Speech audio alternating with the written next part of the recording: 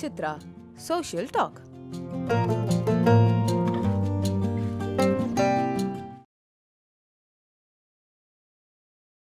அவருடைய படங்களுக்கான பாடல்கள்ல எப்படி வந்து ஒரு சிச்சுவேஷன் சொல்லுவீங்க, சிச்சுவேஷன் அண்ட் யுவர் சாங்ஸ் அப்படிங்கிறது தான் அவர்கிட்ட பேசினது. அப்போ அவருடைய அந்த ஸ்பான்டேனிட்டி இருக்குல்ல சார், கிட்டத்தட்ட 80 படங்களுக்கு மேல பண்ணியிருக்கிறாரு, சீரியல்ஸ் பண்ணியிருக்கிறாரு. அவர் மைண்ட்ல எத்தனை இருக்கும், ஒவ்வொரு சிச்சுவேஷனையும் அவர் விளக்கினது எப்படி நான் அதை உள்வாங்கினேன்.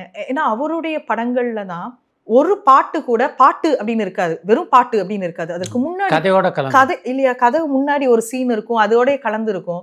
அப்போ ஒவ்வொன்றுமே சிச்சுவேஷன் சொல்லி தானே வாங்கியிருப்பாரு. அப்போ பாட்டுக்குன்னு அவர் எப்படி யோசிக்கிறாரு, அது எல்லாத்தையும் ஒரு பெரிய ஒரு பேட்டியா அவர் சொல்லியிருந்தார். பேசும்போது புன்னகை மன்னன் படத்துக்கு பதிலாக புன்னகைன்னு சொல்லிட்டார். அப்போ நான் ரொம்ப மெதுவாக சொல்கிறேன், சார் அது புன்னகை மன்னன் படம் புன்னகை இருக்கும், எனக்கு தெரியாதா, ஏன் படம் நான் எடுத்திருக்கேன் எனக்கு தெரியாதா அப்படின்னு கோவப்படல ஒரு மாதிரி இதுவாக சொன்னோடனே நான் விட்டுட்டேன்.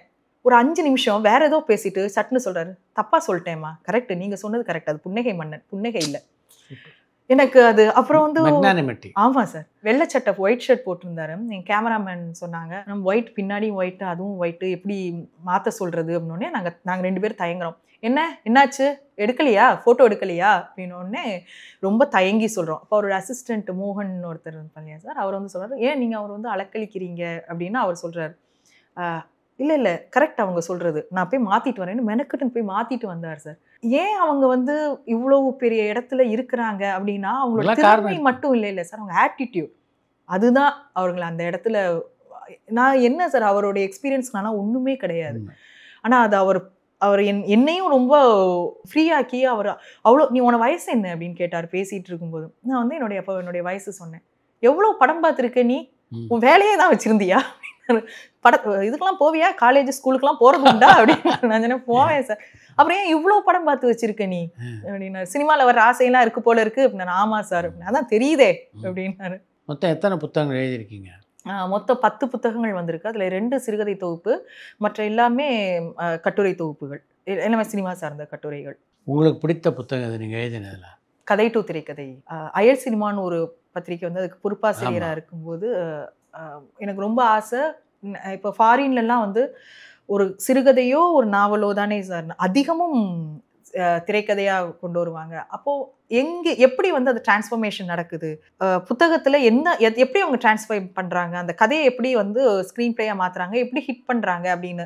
அப்போது பெரிய எழுத்தாளர்கள் கிட்ட கேட்டோம், தொடர்ந்து இதை பற்றி பண்ணுறவங்க கிட்ட அந்த புத்தகத்தையும் படித்து அந்த படத்தையும் பார்த்து அந்த ஸ்கிரிப்டையும் படித்து நீங்கள் கதையிலேருந்து எப்படி மாற்றிருக்கிறாங்கன்னு எழுத முடியுமான்னு கேட்கும்போது அவங்க யாருக்குமே டைம் இல்லாது, புரிந்து கொள்ள வேண்டியது தான். அப்போ நம்மளே ஏன் பண்ணக்கூடாது அப்படின்னு ஒரு மாதத்திற்கு ஒரு புக்கு, அதோடைய ஸ்கிரிப்ட் படித்து அந்த படத்தையும் பார்த்து எப்படி வந்து அந்த கதையிலிருந்து ஸ்க்ரீன் பிளேயாக மாற்றிருக்கிறாங்க அப்படின்னு ஒரு புத்தகம் எழுதினேன். இன்றைக்கி வரைக்கும் எனக்கு ஒரு நல்ல பேர் வாங்கி கொடுத்த ஒரு புத்தகம்.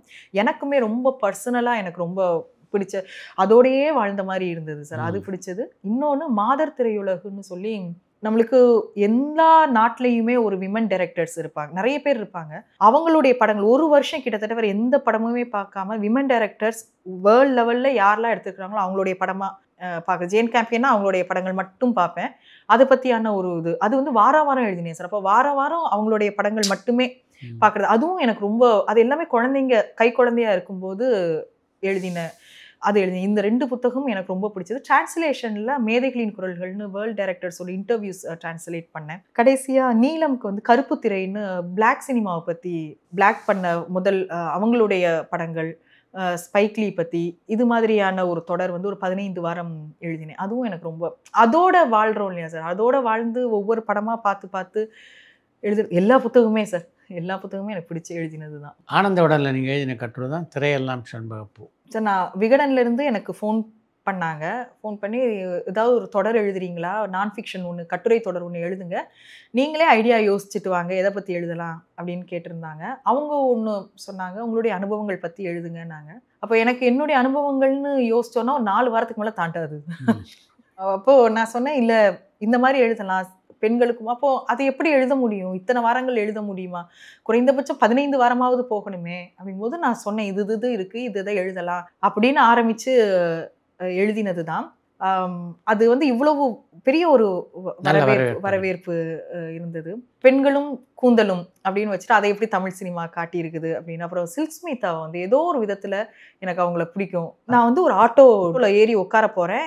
பின்னாடி ஆட்டோவுக்கு பின்னாடி வந்து மண்ணை விட்டு மறைந்தாலும் மனதை விட்டு மறையாத சில்க் அப்படின்னு போட்டு சில்க் அவங்களுடைய படத்தை போட்டிருக்காங்க. புது ஆட்டோ. நான் அந்த ஆட்டோ புக் பண்ணிட்டு ஏறி உட்காரும் போது பார்க்குறேன் அந்த பையனுக்கு 25 வயசு தான் இருக்கும். அப்போ நான் அவர்கிட்ட கேட்டேன், இது உங்களுடைய ஆட்டோவா தம்பி? ஆமா. பின்னாடி சில்க் அவங்களுடைய ஃபோட்டோ போட்டிருக்கீங்களே, உங்களுக்கு கண்டிப்பாக அவங்க சின்ன பையனாக குழந்தையா இருந்திருக்கணும் அவங்க இருக்கும்போது. எப்படி உங்களுக்கு அப்படின்னோடனே அவர் வந்து சில்க் பற்றி ஒரு வியூ சொல்கிறாரு சார். அந்த அம்மா கிட்ட ஒரு பவர் இருக்குது, அவங்க கண்ணுல ஒரு பவர் இருக்குது அப்படிங்கிறாங்க. அப்போ நான் அவர்கிட்ட பேச அவருடைய பாயிண்ட், ஆட்டோவுக்கு பின்னாடி அவங்கள பத்தி எழுதி வைக்கணும்னா அவங்களுக்கு ஏன் அவருக்கு பிடிக்குது, அந்த அளவு பாதிப்பு ஏற்படுத்தியிருக்காங்க சார். அந்த பாதிப்புங்கிறது நாம நினைக்கிற மாதிரி அவங்களோட கிளாமர்ல அவங்க பாதிப்பு ஏற்படுத்தல. அவங்க ரெபல்னு நினைக்கிறார் சார் அவர். அந்த அம்மா ஒரு ரெபல் அப்படிங்கிறது தான் அவர் மொத்தமா அந்த காலத்து அவர் சொல்ல, அந்த காலத்துல எல்லாம் சினிமால அந்த அம்மா மாதிரி இருந்துட்டாங்க, எவ்வளவு கஷ்டப்பட்டிருப்பாங்க இல்லைங்க அப்படின்னு அவர் ஒரு ரெபல் மாதிரி நினைச்சு. அதுக்கப்புறம் நான் யோசிச்சு பார்க்கும்போது இப்போ உள்ள நிறைய பேர்ட்ட அவங்க ரெபல் அப்படிங்கிற ஒரு தாட் இருக்குது. மனோரமா ஆச்சியை பத்தி ஒரு கட்டுரை எழுதினேன் சார். இவங்க 2 பேரும் வந்து இண்டிவிஜுவலா எழுதினது. இன்னும் ஒருத்தங்களை பத்தி எழுதணும்னு நினைச்சேன், எழுத முடியும். எனக்கு ஜெயலலிதா அவர்கள் பற்றி அவங்களோட திரை இதை மட்டும் எழுதணும்னு எனக்கு ஒரு விருப்பம் இருந்தது. ஒரு நல்ல ஒரு அனுபவம் சார். அந்த தொடரை வாரம் எழுதினது வந்து அவ்வளவு பேரு படிச்சிருக்கிறாங்க அப்படின்னு. புக் ஃபேர்ல வந்து ஒரு அம்மா கிராஸ் பண்ணி போனவங்க என்ன அடையாளம் தெரிஞ்சுட்டு கையை பிடிச்சிட்டு அழறாங்க. நாம அவ்வளோ ஒன்றும் அதில் அவ்வளோ ஒன்றும் எழுதிடலையே அப்படிதான் எனக்கு. நம்ம அப்படி ஒன்றும் எழுதிடலைன்னா அவங்க என்ன சொல்றாங்க, நான் என் பெரியம்மா அம்மா அக்காவோட சினிமா பார்த்துருக்கேன் தியேட்டர்ல போய். இப்போ யாருமே உயிரோட இல்லை, அவங்க யாருமே இல்லை. ஆனால் அந்த நினைவை நீங்கள் எனக்கு வந்து திருப்பி கொடுத்துட்டீங்க, வாரம் அதுக்காகவே நான் படிக்கிறேன் அப்படிங்கும்போது இப்படி ஒரு பாயிண்ட் இருக்குதுல்ல அதில் அப்படின்னு எனக்கு பட்டது. தீபாவுக்கு முதல் அடையாளத்தை பெற்று தந்தது எந்த படைப்பு? மேதைகளின் குரல்கள். அதுவும் பெண்ணென்று சொல்வேன் 2 புத்தகமும். ஆனால் மேதைகளின் குரல்கள் தான் பரவலாக நிறைய பேர்கிட்ட அது கொண்டு சேர்த்தது.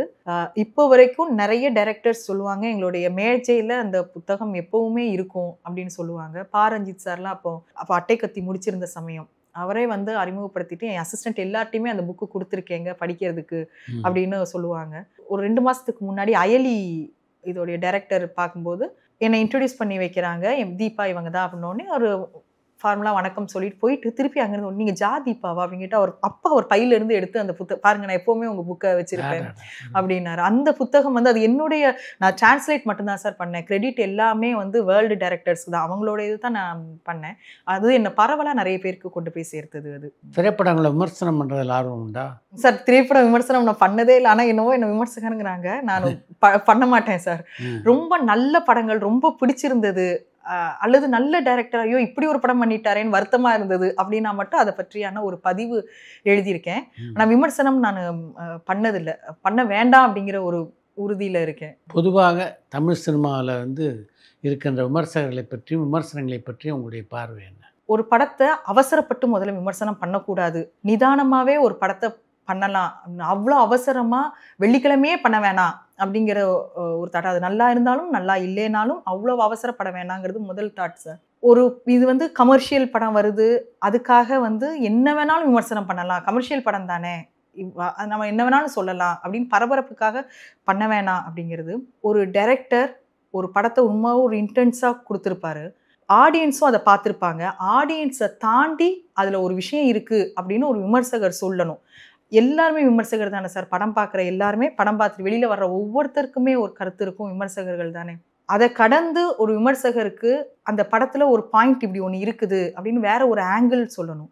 நிஜமாவே அது ஒரு எதிர் விமர்சனமாக இருந்ததுன்னா அது ஏன் அப்படின்னு சொல்ல வரணும். இங்கே பாதி பேர் இப்படி இருந்திருக்கலான்னு சொல்கிறதுக்கு விமர்சகர்கள் தேவையில்லை. அது டைரக்டர் இருக்கிறாரு, அவருக்கு என்ன தோணிச்சோ அதை தான் பண்ணுறாரு.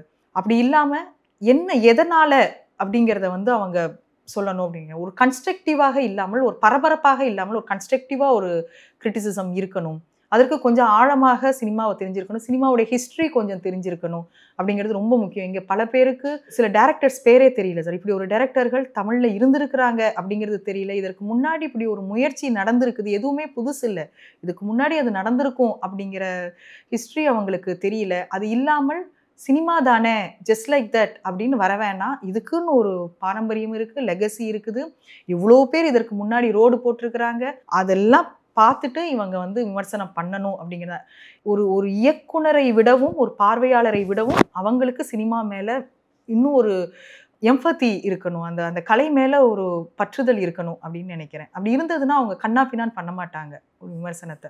திரை விமர்சனங்களை பற்றி ஒரு டெலிவிஷன் நிகழ்ச்சியில் கூட நீங்கள் கலந்துக்கிட்டீங்க. உங்களுடைய வாதங்களை வந்து ரொம்ப அழுத்தம் திருத்தமாக அதில் பதிவு செய்திருந்தீங்க. அதற்கு பின்பு நிறைய ஃபோன் கால்ஸ் நிறைய பேர் வந்தது சார். ஒருத்தர் ரொம்ப காமெடியாக இருந்தது. ஃபோன் பண்ணி, நான் மறுநாள் உங்களை பார்த்தேன், அந்த தெருவில் பார்த்தேன், நீங்கள் என்னங்க தைரியமாக போயிட்டுருக்கீங்க அப்படின்னு சொன்னால், அவ்வளோ ஒன்றும் தப்பாக ஒன்றும் பேசுறீங்க, நான் என்னங்க பேசிட்டேன், நீங்கள் பாட்டுக்கு போயிட்டுருக்கீங்க, அங்கே கொஞ்சம் கவனமாக இருங்க அப்படின்னாங்க. அப்படிலாம் ஒன்றுமே இல்லை சார். நான் அவ்வளோலாம் ஒன்றும் பேசவே இல்லை. நான் சில விமர்சகர்கள் அவங்களே ஃபோன் பண்ணாங்க. ஃபோன் பண்ணி நல்லா இருந்ததுன்னு அவங்களே சொன்னாங்க, நல்லா பேசியிருந்தீங்க அப்படின்னு சொன்னாங்க. பட் என் மனதில் தோணிச்சு சார், நான் பேசிட்டேன், எனக்கு இதுக்கு பின்னாடி இவ்வளோ பெரிய எஃபெக்ட் இருக்கும், இதை திருப்பி வந்து இதை நிறைய பேர் இதை பற்றி பேசுவாங்கங்கிறது எனக்கு அந்த ஐடியாவே எனக்கு இல்லை. எனக்கு ரொம்ப நாள் மனதில் இருந்ததா அன்றைக்கி நான் சொன்னேன். யார்கிட்ட உங்களுடைய விமர்சனங்களை பகிர்ந்துக்குவீங்க? என் ஹஸ்பண்ட் கிட்ட ஃபஸ்ட்டு என்ன படமாக இருந்தாலும் நான் சேர்ந்து போயிட்டு வரும்போது கொட்டி தீர்த்துருவேன். அது தக்லீஃப் தான் எனக்கு வந்து ரொம்ப சமீபத்தில் இதுவான படம். மணிரத்னம் சாரும் கமல் சாரும் மாஸ்டர்ஸ் திரைக்கதையில் ரைட்டிங்குடைய பவர் தெரிஞ்சவங்க. அப்போ அதுதான் எனக்கு மைண்டில். மேக்கிங் இத்தனை பேர் நடிச்சிருக்காங்க அதெல்லாம் இல்லை எனக்கு. 2 பேரும் சேர்ந்து ஒரு படம் கொடுத்துருந்தாங்கன்னா அது ரைட்டிங் எப்படி இருந்திருக்கும் அப்படின்னு தான் எனக்கு, அதுக்காக தான் நான் போனதே. அதில் தான் ஏமாந்ததும் சார். அதுக்கு முன்னாடி வந்து ஒரு செட் ஆஃப் படம் வந்ததில்லை சார். வாழை வந்தது, மெய்யழகன், ஜமா. எனக்கு வந்து தமிழ் சினிமா வந்து வேற டோனுக்கு போயிடுச்சு. நல்லா கொட்டுக்காளி வரிசையாக அப்படி வந்தது இல்லையா சார், அந்த படங்கள் எல்லாமே. அதெல்லாம் எனக்கு அவ்வளவு பிடிச்சிருந்தது. வேற ஒரு தளத்துக்கு போச்சு. இப்போ திருப்பி வந்து 3 BHK, குடும்பஸ்தன் அப்படின்னு மத்திய தரவங்களுடைய படங்கள் எல்லாமே அவங்களுடைய லைஃப்பை சொல்கிற படங்கள்னு வரிசையாக வருது. நல்லா இருக்கு. அந்த மாதிரி பார்க்கும்போதெல்லாம் ரொம்ப ஹாப்பியாகி யார்கிட்டயாவது பேசுறது உண்டு. இப்போ ஒரு பிரபலமான கதாநாயகன் பார்த்தீங்கன்னா அஜித் உதாரணத்துக்கு எடுத்துக்கிட்டிங்கன்னா, ஒரு பக்கம் குட் பேட் அக்லின்னு ஒரு படம் பண்ணுறாரு. அந்த படம் வந்து கமர்ஷியலான வெற்றி படமாக இருக்குது. இன்னொரு பக்கம் விடாமுயற்சி அப்படின்னு ஒரு படம் ட்ரை பண்ணுறாரு. வித்தியாசமான ஜானரில் இருக்குது. அந்த படம் அந்த வெற்றியை அடைய மாட்டேங்க. விடாமுயற்சி வந்து ரொம்ப நல்ல படம் சார். ஆனால் ஏதோ ஒரு காரணத்தினால நம்ம வந்து அஜித் அவர்கள் மேலேயும் விஜய் அவர்கள் மேலேயும் நாம் ஒரு இமேஜை வந்து தூக்கி வச்சுட்டோம். முதல்ல படம் பார்க்குறவங்க அவங்களுடைய ரசிகர்களாக இருந்துடுறதுனால அவங்களுக்கு அந்த எதிர்பார்த்து அவங்க வந்து திருப்பதியில் போய் வெங்கடாஜலபதியை பார்க்க போகிற மாதிரி போகிறாங்க சார். அந்த இடத்துல வெங்கடாஜலபதி வேறு சாமி இருந்ததுன்னா அவங்களுக்கு எவ்வளோ ஏமாற்றம் இருக்கும். கிட்டத்தட்ட ஈக்குவலண்ட்டாக அதுதான். அவங்க என்னுடைய ஸ்டார் இப்படி இருக்கணும், இப்படி தான் அவருக்கு வந்து அவருக்கு ஒரு இன்ட்ரோவே நீங்கள் இப்படி தான் கொடுக்கணும், நாங்கள் கைத்தட்டணும். அவங்க போகிறதே கைத்தட்டுறதுக்கு ஒரு ஃபிக்ஸேஷனோட போகிறாங்க. எனக்கு கைத்தட்டுறதுக்கு வாய்ப்பு கொடுங்க, இதுதான் அவங்க கேட்குறது. நான் ஒரு பஞ்ச் டைலாகுக்கோ அவங்களுடைய ஃபைட்டுக்கோ அவர் இப்படி திரும்பி பார்த்தாலும் நான் கைத்தட்டணும், அதுக்கு எனக்கு வாய்ப்பு கொடுங்கன்னா அவங்க போகிறதே சார். இப்போ அவங்கள நீங்கள் முதல்ல அவங்களுடைய எதிர்பார்ப்பு இல்லைனாலே அப்போ வந்து இல்லை இந்த படம் சரியில்லை அப்படிங்கிற ஒரு எண்ணம் வந்துடுது. அதற்கு பிறகு தான் நார்மல் ஆடியன்ஸ் எல்லாருமே அதை கேட்டுட்டு தான் போகிறாங்க அந்த படம் எப்படி இருக்குதுன்னு. அப்போ ரொம்ப கஷ்டம்தான் சார் இதை பேலன்ஸ் பண்ணுறது. இப்போ அவர் வந்து பிங்க் பண்ணாங்க, அந்த படம் வந்து ரொம்ப நல்லா இருந்தது. அவர் ரொம்ப சட்டிலாக அழகாக பண்ணியிருந்தாரு. எனக்கு ரொம்ப பிடிச்சிருந்தது, அந்த படம் பிடிச்சிருந்தது. ஆனால் தொடர்ந்து ஏன் அவரால் அதை பண்ண முடியலன்னா ரசிகர்களுடைய எதிர்பார்ப்பு அந்த அளவுக்கு இருக்குது. ரசிகர்களையும் குறை சொல்ல முடியல, அவங்களையும் வந்து தவறாக சொல்ல முடியல. அதனால தான் அவங்க பேலன்ஸ் பண்ணுறாங்கன்னு நான் நினைக்கிறேன் சார். அஜித் சார் மாதிரி ரஜினி சார் மாதிரி கொஞ்சம் பேலன்ஸ் பண்ணுறது என்னென்னா, காலா கபாலி பண்ணிக்கிட்டே அவர் வந்து இதை பண்ணுறதும், இந்த இடத்துல வந்து குட் பேட் அக்லி பண்ணிக்கிட்டே விடாமுயற்சி பண்ணுறதும், தங்களை பேலன்ஸ், எனக்கு பிடிச்ச ஒரு படம் உங்களுக்கு பிடித்த ஒரு படம் அப்படிங்கிற மாதிரி பேலன்ஸ் பண்ணுறாங்க அப்படின்னு தோணுது. விடாமுயற்சி எனக்கு பிடிச்சிருந்தது. முதல்லையே எனக்கு தெரிஞ்சு எல்லாரும் சொல்லி எனக்கு தெரியும் அது வந்துட்டு நார்மல் அஜித் சார் படம் மாதிரி இல்லை அப்படிங்கிறது தெரியுங்கிறதுனால எனக்கு பிடிச்சிருந்தது அந்த படம். பொதுவாக திரைப்படங்களை பார்க்கும்போது எந்த அம்சம் நீங்கள் முக்கியமாக கவனம் செலுத்துவீங்க? ஸ்க்ரீன் பிளே தான் சார். முதல்ல நம்ம ரசிகராக தானே போவோம், எதுவுமே மைண்டில் வச்சுக்க மாட்டோம். அந்த படம் போய் பார்க்கணும் அப்படின்னு தோணும். அப்போ அந்த கதையை எப்படி சொல்கிறாங்க, பெர்ஃபார்மன்ஸ் எப்படி இருக்குது, அந்த மாதிரி தான். சில படங்கள் ரொம்ப ஒன்றுமே எதிர்பார்ப்பு இல்லாமல் போய் நம்மளுக்கு பிடிச்சிடும். ஜேபேபிலாம் அப்படி தான், ஒரு எதிர்பார்ப்பும் இல்லாமல் உருவசி மேம் நடிச்சிருக்கிறாங்கிறதுக்காக மட்டுமே போய் பார்த்த படம் எனக்கு ரொம்ப அது பிடிச்சிருந்தது. அது மாதிரி சில படங்கள் லப்பர் பந்துலாம் எல்லாரும் நல்லா இருக்குன்னு சொல்கிறதுக்கு முன்னாடியே அந்த படம் போய் பார்க்கும்போது எனக்கு அவ்வளவு எதிர்பார்க்கவே அவ்வளோ சர்ப்ரைஸாக இருந்தது, பிடிச்சிருந்தது. படம் போய் உட்காந்து நம்மளை என்கேஜ் பண்ணிடணும். இந்த இடத்துலையும் நம்ம யோசிக்கவே லாஜிக்கலாவோ இதுவாவோ யோசிக்கவே விடாமல் நம்மளை அப்படியே கொண்டு போயிடுச்சுன்னா எனக்கு அந்த படம் ரொம்ப என்கரேஜ் பண்ணிடுச்சுன்னா எனக்கு அந்த படம் பிடிச்சிடும். தமிழ் சினிமா பொறுத்த வரைக்கும் பல ஆளுமைகள் இருக்காங்க தமிழ் சினிமாவில். ரஜினி, கமல், விஜய், அஜித், இது மாதிரி. இவர்களில் யாரை சந்திக்கணும்னு உங்களுக்கு? கமல் சார் சந்திக்கணும்னு சார். கமல் ரொம்ப வியந்து பார்க்குற ஒருத்தராக இருக்கிறார் சார். என்னோட பெரிய இன்ஸ்பிரேஷனாக இருக்கிறாரு. ஒரு மனிதர் 65 வருஷம் கடந்துட்டாரு. இன்னைக்கு அவர் வந்து நமக்கு அவர் ஒவ்வொருத்தருமே அவர் நல்ல பாடகராக இருக்கிறார் சார். நான் எப்போவுமே சொல்லுவேன், நீங்கள் வந்து கமல் சார் மாதிரி மிமிக்ரி பண்ணிடலாம், நீங்கள் கமல் சார் மாதிரி பாடவே முடியாது. எஸ்பிபி சார் மாதிரி கூட பாடிடலாம் சார், அவர் குரலில் நீங்கள் பாடவே முடியாது. எல்லாரும் சொல்கிறது தான், அவருக்கு எல்லாமே அதில் தெரியும். ஆனால் இன்னைக்கு அவரை பார்த்து நான் வியக்கிற ஒரு விஷயம் என்னென்னா, யாரோ ஒருத்தருக்கு அவர் வந்து தன்னுடைய அனுபவங்கள் எல்லாத்தையுமே சொல்லிக்கிட்டே இருக்கிறாரு. அப்போ அப்படி நடந்தது, இப்போ நடந்தது. இன்றைக்கு அவரை விட்டால் அப்படி சொல்கிறதுக்கு யார் இருக்காங்கிற ஒரு கேள்வி sir. Sir V K. Ramasamy sir, Rangarao அவர்களை, மனோரமா அவர்களை, சி.என். லக்ஷ்மி அவங்களை எல்லாரையும் அவர் நினைவுபடுத்திக்கிட்டே இருக்கிறாரு சார். ஜெமினி கணேசன் அவர்களை அவர் அப்படி சொல்ல வேண்டிய அவசியமே இல்லை. ஆனால் யாருக்கு அவர் சொல்கிறாரு, அந்த பதிவு அவர் செய்துக்கிட்டே இருக்காரு. எல்லா இடத்துலையும் அதை செய்கிறார் சார். அவர் அந்த அனுபவம், தன்னுடைய வாழ்க்கையினுடைய ஒட்டுமொத்த அனுபவத்தையும் ட்ரான்ஸ்ஃபர் பண்ணுறாரு. அது தன்னுடைய குழந்தைங்களுக்கு சொல்கிற மாதிரி, தன்னுடைய அசிஸ்டன்ட்ஸ்க்கு சொல்கிற மாதிரி அவர் எல்லாருக்கும் சொல்கிறாருல, அதுலேருந்து நான் நிறைய எடுத்துக்கிறேன். நாள் ஆக சில பேருக்கு ஒரு பணிவு மாதிரி, அது எப்படி எனக்கு அந்த வார்த்தை எப்படி சொல்கிறதுன்னு தெரியல. அந்த தொழில் மேலே அவருக்கு இருக்கிற ஒரு பக்தி இருக்குது இல்லையா சார், அதை நான் கற்றுக்கணும்னு நினைக்கிறேன். அது எந்த தொழிலாக இருந்தாலும் அந்த பக்தி ரொம்ப முக்கியம் அப்படின்னு நினைக்கிறேன். அதனால் எனக்கு அவர் ரொம்ப இன்ஸ்பயர் பண்ணுறாரு. அதுக்காக அவரை பார்க்கணும்னு நான் நினைக்கிறேன். பெரிய திரையிலையும் பணியாற்றிங்க, சின்ன திரையிலையும் பணியாற்றுறீங்க. சின்ன திரைக்கும் பெரிய திரைக்கும் என்ன வித்தியாசத்தை ஃபீல் பண்ணீங்க? எது கம்ஃபர்ட்டாக இருந்தது? சின்ன திரை தான் கம்ஃபர்ட்டாக இருந்தது. சின்ன திரையில் எனக்கு பணியாற்றினதை விட சீரியலுக்கு எழுதிட்டு இருக்கேன். அது வந்து என்னென்னா, ஸ்க்ரீன் ப்ளே இப்போ வந்து நிறைய சீரியல்ஸ்க்கு நான் ஸ்க்ரீன் ப்ளே எழுதியிருக்கிறேன். இப்போ சினிமாவில் வந்து ஒரு விஷயத்தை ரொம்ப ஷார்ட்டாக சொல்லணும், அது ஒரு லிமிட்டேஷன் இருக்குது. இதில் அந்த லிமிட்டேஷன் கிடையாது, ஒரு ஃப்ரீடம் உண்டு இதில். இரண்டாவது, நம்மளுடைய சோம்பேறித்தனத்தை முதல்ல தள்ளி வைக்கிறது இதுதான். நான் எப்போ வந்து சீரியலுக்கு எழுத வந்தேனோ, எழுதுறதுக்கான பிளாக் அடிக்கடி வர்றதில்லை. எழுதிதான் ஆகணும் அப்படிங்கிற ஒரு மோட்டிவேஷன் வந்து எனக்கு இதில் தான் கிடைக்குது, சின்ன திரையில் தான் கிடைக்குது. உங்கள் கணவர் உங்களுடைய இந்த பணிக்கு எந்த அளவு ஒத்துழைப்பாக இருக்காரு? அவரும் நானும் ஒரே ஃபீல்டுங்கிறதுனால அவரால் புரிஞ்சிக்க முடியும் சார், 100% புரிஞ்சிக்க முடியும். நான் முதல்ல வந்து கட்டுரைகள் எழுதிட்டு இருக்கும்போது அவர் தான், நான் ஃபஸ்ட்டு கிம்கி துக்குனுடைய ஒரு இன்டர்வியூ வந்து டிரான்ஸ்லேட் பண்ணி என்னோட டைரியில் எழுதி வச்சிருந்தேன். நான் எது வந்து படித்தாலும் நான் தமிழில் டிரான்ஸ்லேட் பண்ணி வச்சுக்குவேன். அது ஒரு பழக்கமாகவே ரொம்ப காலேஜ் படிக்கிறதுலேருந்தே இருந்தது. அப்போ ஒரு நாள் அந்த கிம்கி துக்குனுடைய இன்டர்வியூ படிச்சுட்டு அவர் சொன்னார், அது ரொம்ப நல்லா இருக்குது, நீ இதை ஏதாவது ஒரு மேகசினுக்கு கொடுக்கலாம் அப்படின்னா. அப்போது வெப் மேகசின்லாம் வரக்கூடிய காலகட்டத்தில் நான் கொண்டு போய் அந்த கிம்கி துக்கோட இன்டர்வியூ தரேன். அதுதான் மேதைகளின் குரல்களுடைய முதல் இன்டர்வியூவாக வந்து நிறைய பேரால் படிக்கப்பட்டது. அப்போ அவங்க சொன்னாங்க, இது ஒரு வாரத்தோடு நிப்பாட்டிடாத, தொடர்ந்து பண்ணு அப்படின்னா. அதோடைய படங்கள் எனக்கு அப்போ ஜெமினி பார்சனில் டிவிடிஸ் கொடுப்பாங்க இல்லையா, கூட்டிகிட்டு போய் அதை வாங்கி கொடுத்து என்னை படம் பார்க்க வைத்தது. அதுக்கப்புறம் வந்து எப்படி வந்து எழுதணும், ஸ்கிரிப்ட் எப்படி எழுதணும்னு சொல்லி கொடுத்தது அவர் தான் சார் சொல்லி கொடுத்தாரு எனக்கு. இது ப்ரொஃபஷனல் இதுதான் எங்கள் 2 பேருக்கு நடுவில் இருக்கிறது. அவர் சொல்ல நான் எழுதுறது, அவர் காப்பி பண்ணானா அதை பார்த்து எழுதுறது, அப்படி தான் நான் வந்து ஸ்கிரிப்ட் எழுதுறதுக்கே கற்றுக்கிட்டேன். இன்னைக்கு அவருக்கும் வந்து நிறைய வாசிப்பு பழக்கம் உண்டு. அவரும் சிறுகதை எழுத்தாளர், கவிஞர். அதனால் 2 பேருக்குமே வந்து இலக்கியம், சினிமா அப்படிங்கிறது 2 பேருடைய காமன் டேஸ்ட்டில் இருக்கிறதுனால படம் பார்க்கறதுல இருந்து புத்தகம் வாசிக்கிறதுல இருந்து எங்கள் 2 பேருக்கு ஒரே வேவ் லென்த் இருக்கும். நிறைய பேசிக்குவோம் சார். இது அப்படி ஒருத்தர் நம்மளுக்கு கிடைக்கிறது எவ்வளோ பெரிய ஒரு கிஃப்ட். அது ஒரு வரம் தான். ஆமாம், அந்த கிஃப்ட் எனக்கு கிடைச்சிருக்குது. லேட் நைட் ஆகும், நம்மளுக்கு வந்து சீன் திடீர்னு கேட்பாங்க, எல்லா வேலையும் போட்டுட்டு வந்து உட்காந்து அந்த சீன் டைப் பண்ணி கொடுக்க வேண்டியிருக்கும். இது ஒரு மாதிரி ஒரு சிக்கலான ஒரு டைம் பீரியடில் ஒர்க் பண்ணுறது தான். ஆனால் அது எல்லாத்தையுமே அவர் வந்து சகிச்சுக்கிறாரு அப்படின்னு தான் சொல்லணும். நான் அவரை சகிச்சுக்கிறேன், இந்த விஷயத்தில் அவர் என்ன சகிச்சுக்கிறாரு. அதான் நான் ரூமில் உட்காந்து எழுதிட்டு இருந்தேன்னா அவர் கதவை திறந்து பார்த்து நான் எழுதுறேன்னா அப்படியே அமைதியாக போகக்கூடியவர். நானும் அவர்கிட்டயும் நான் அப்படி தான், குழந்தைங்களையும் நாங்கள் அப்படி தான் சொல்லி வச்சுருக்கோம். அடுத்து எந்த துறையில் பிரதானமாக பயணிக்கணும் அப்படின்னு நீங்கள் நினைக்கிறீங்க? எனக்கு டைரக்ஷன் எய்ம். இப்போ நான் முதல்ல குழந்தைங்க பெருசாகணும், அதனால் 40 வயசுக்கு மேலே தான் நம்ம படம் பண்ணணும் அப்படிங்கிறதுல முதல்லே தீர்மானம் ஆயிடுச்சு சார். இப்போ 40 வயசு கடந்து போச்சு.